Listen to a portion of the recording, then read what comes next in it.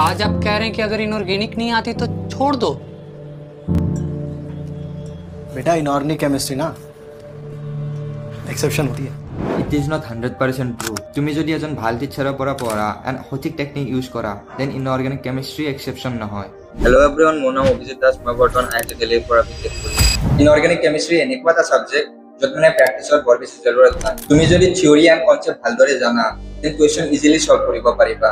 এতিয়া inorganic chemistry ক'ৰ পৰা পঢ়িবা সেয়া কৈ আছোঁ। দি ওৱান এণ্ড অনলি বুক তুমি IOCৰ বাবে কম্পালসৰি পঢ়িবই লাগিব। That is NCERT। কাৰণ NCERT লাইনৰ পৰা ডাইৰেক্ট কুৱেশ্যন JEE মেথছৰ আহে এণ্ড JEE এডভান্সতো মোষ্টলি NCERT পৰাই আহে। ইয়াত কেৱল কুৱেশ্যনবিলাক অলপ ক্ৰিটিকেল হয়। থিয়ৰীৰ কাৰণে এজন ভাল টিচাৰৰ নোটছো পঢ়িব পাৰা। কেমিকেল বণ্ডিং, কোঅৰ্ডিনেশ্যন কেমিষ্ট্ৰি এইকেইটা চেপ্টাৰৰ পৰা বহুত ভাল ভাল কুৱেশ্যন আহে। আৰু এইকেইটা চেপ্টাৰ নিজে ফাৰ্ষ্ট টাইম NCERT পৰা পঢ়িলে বুজি পোৱাত অলপ প্ৰব্লেম হয়। তো ফাৰ্ষ্ট টাইম চেপ্টাৰ এটা NCERT পৰা পঢ়াৰ আগত মই সাজেষ্ট কৰিম যে এজন ভাল টিচাৰৰ পৰা চেপ্টাৰটো বুজি লোৱা। তো তাৰ কাৰণে কেইটামান ইউটিউব চেনেল হ'ল। প্ৰথম চেনেলটো হৈছে JEE वाला। ইয়াত অমিতাভ ছাৰ এণ্ড ওম পাণ্ডে ছাৰৰ ওৱান শ্বট লেকচাৰ পাই যাবা। ছেকেণ্ড চেনেলটো হৈছে বিশাল যোশী ছাৰৰ।